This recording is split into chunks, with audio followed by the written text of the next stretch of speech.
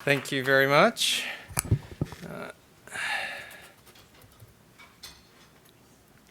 So before I talk about children's past lives, I want to tell just for a second, talk about how our division and how all of this work got started.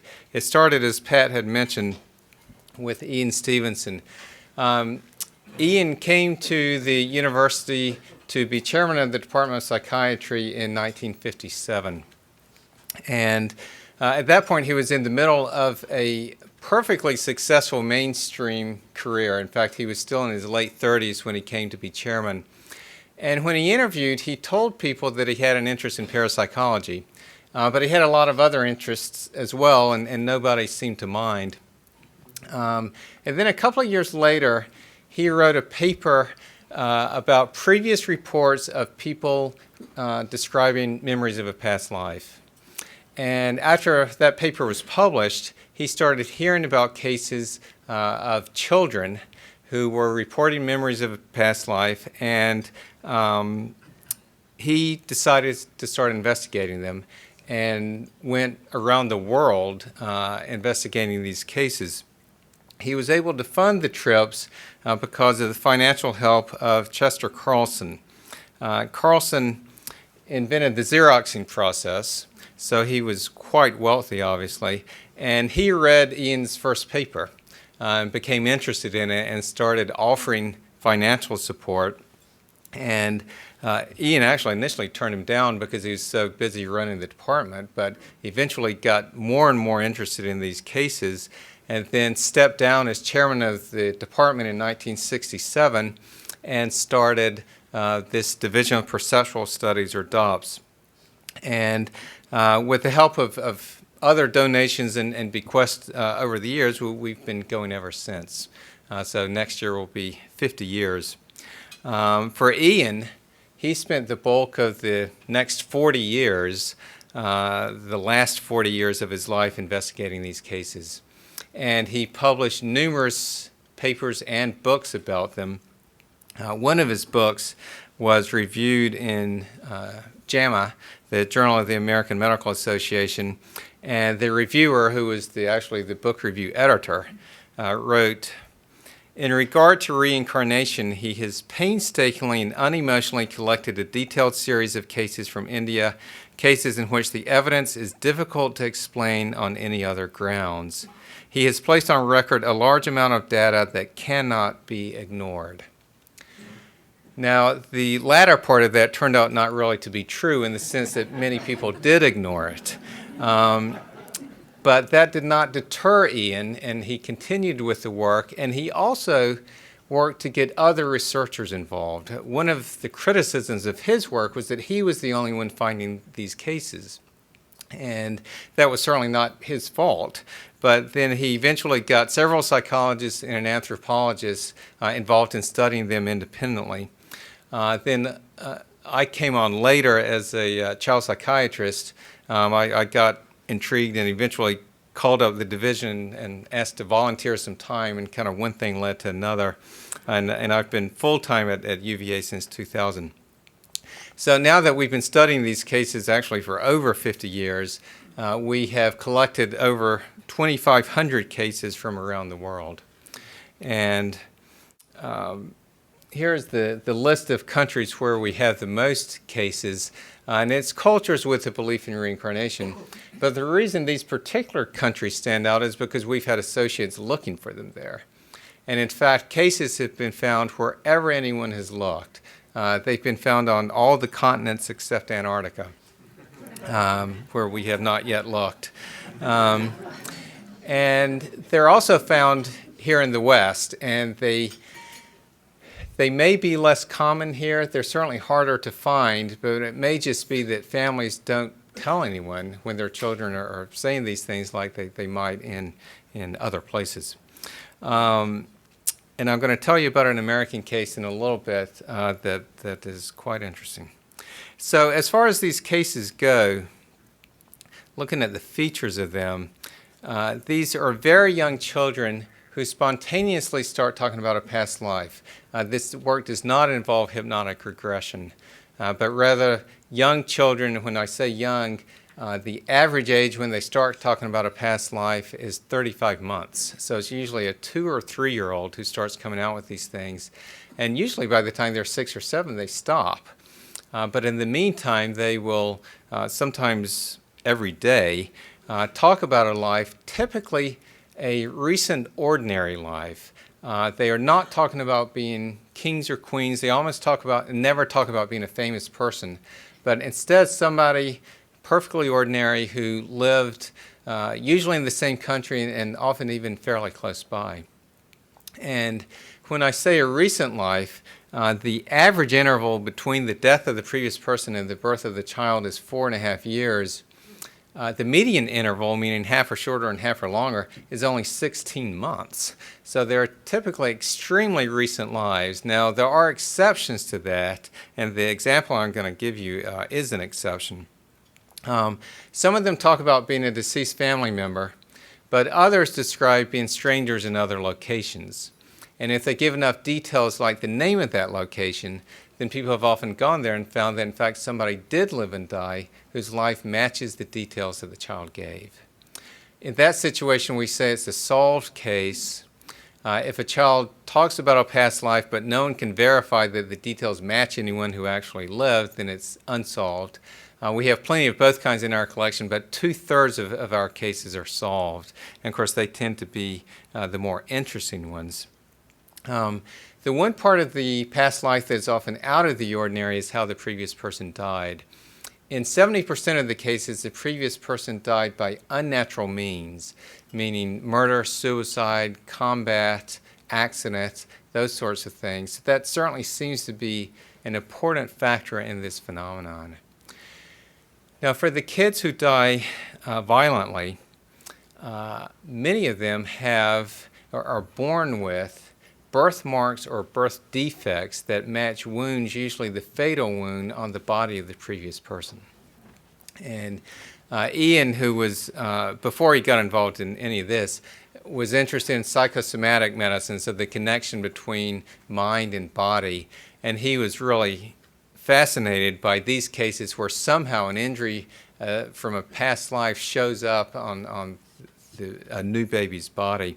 So he spent years collecting these cases and then years more writing them up. And he eventually published this book called Reincarnation and Biology. It's a 2-volume set that's over 2,000 pages long, and it describes over 200 such cases. I will now review all 200 with you. I may run over my 20-minute time allotment. Now, I'll tell you about a couple of them. There's a girl who remembers the life of a man who got his fingers chopped off as he was being murdered, and the girl was born with her hands looking like that. There was a case of a boy who remembered the life of a boy in another village who had lost the fingers of his right hand in a fodder chopping machine. And the second boy was born with his hands looking like that. There was a boy who remembered the life of a man who had been killed by a shotgun blast to the side of his head. And this boy was born with a stump for an ear, and actually half of his face was underdeveloped. Ian also lists 18 cases in which children were born with two birthmarks, ones that match both the entrance wound and the exit wound on the body of gunshot victims. So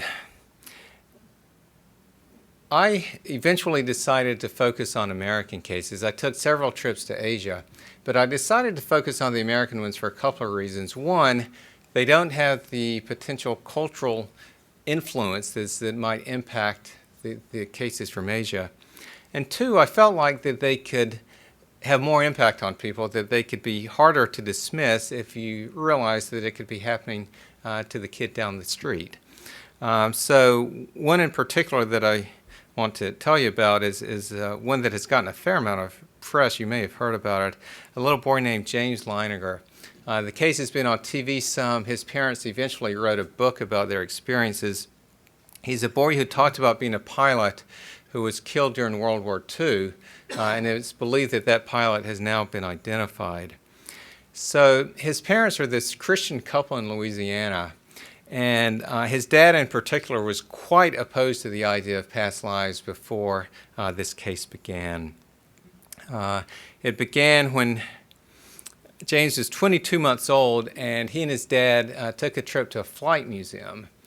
And James was fascinated by the exhibit of World War II planes to the point that he kept insisting that they go back to it, and he and his dad ended up spending 3 hours at the museum when he was 22 months old. And then a couple months later, around the time of his second birthday, he started having horrible nightmares multiple times a week in which he would be kicking his legs up in the air and screaming, "Airplane crash on fire, little man can't get out."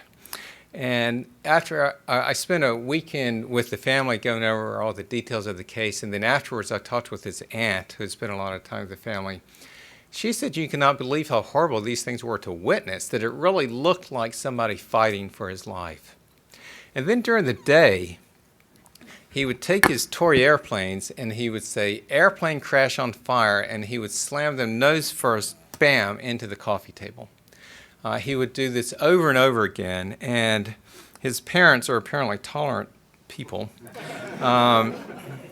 Because this is a picture of their coffee table. I don't know how well you can see it, but there are dozens of scratches and dents where he would say, "Airplane crash on fire," bam.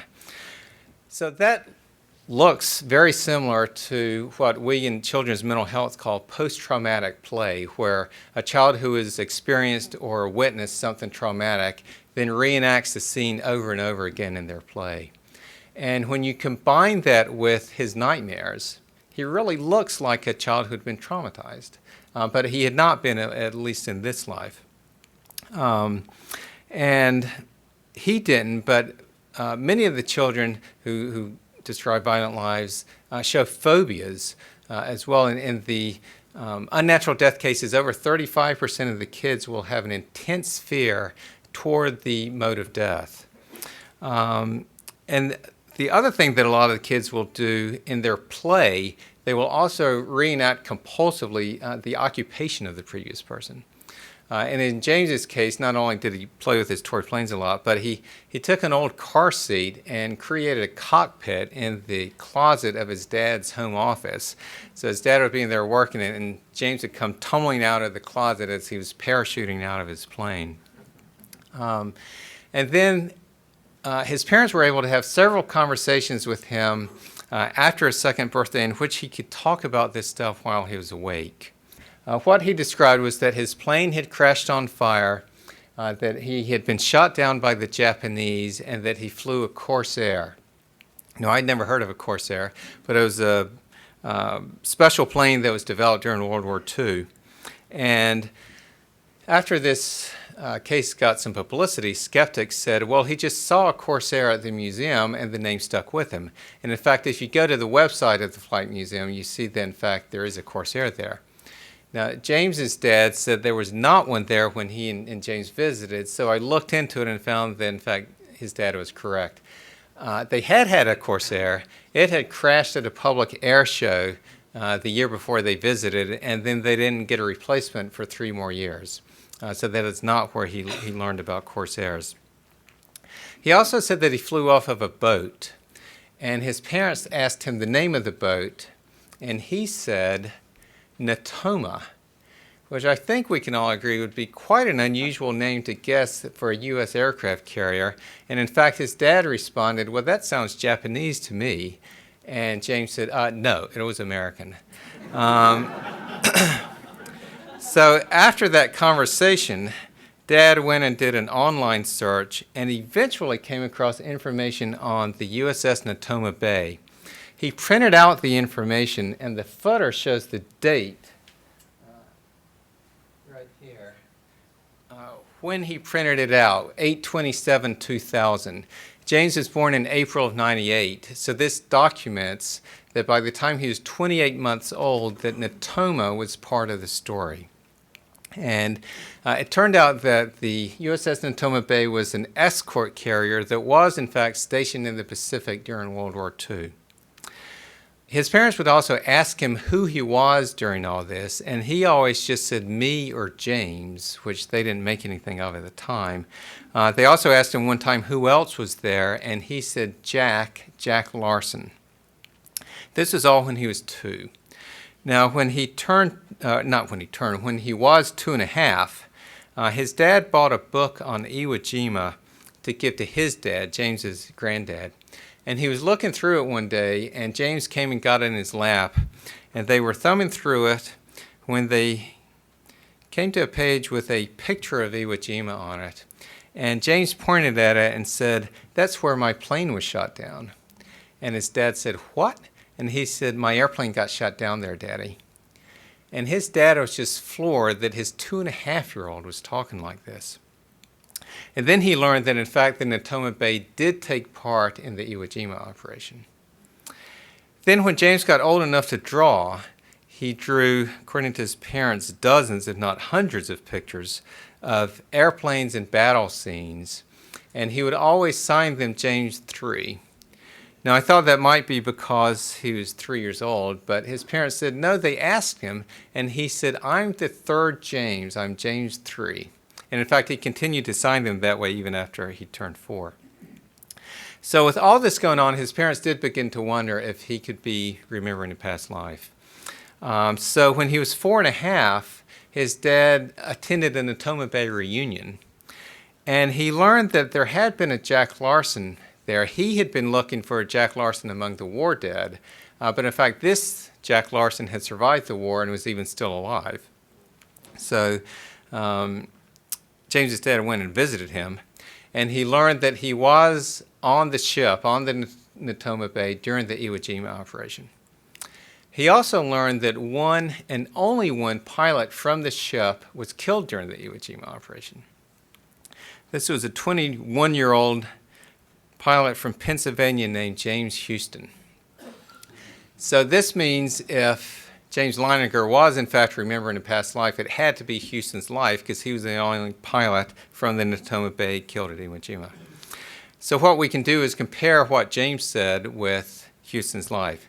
Now, his parents say that he also talked about family life before the war, but we don't have any documentation of those statements that was made before Huston was identified. But what I can do is list all the items where we have definite documentation that was made before anyone knew anything about James Huston. Much of it comes from an interview that the Leiningers did with ABC News, again, before anyone knew if James's statements actually matched an actual pilot. So James signed his drawings James 3.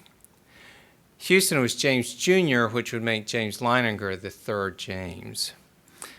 James said that he flew off the Natoma. Huston was a pilot on the USS Natoma Bay. James said he flew a Corsair. Huston had flown a Corsair. He was actually flying a different plane when he was killed, but he was part of the squadron that had tested the Corsair for the Navy. James said he was shot down by the Japanese, and Huston was shot down by the Japanese. James said he died at Iwo Jima. Huston was the one Natoma Bay pilot killed during the Iwo Jima operation. James said one day, quote, "My airplane got shot into the engine and crashed in the water, and that's how I died." Eyewitnesses reported that Huston's plane was, quote, hit head-on right on the middle of the engine. James had nightmares of a plane crashing and sinking in the water. Huston's plane crashed in the water and quickly sank. And James said that Jack Larson was there, and Jack Larson was the pilot of the plane next to Huston's on the day that he was killed.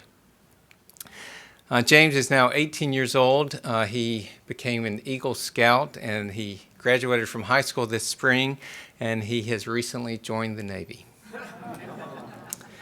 With that, I will stop, and I will turn it over to Dr. Penberthy.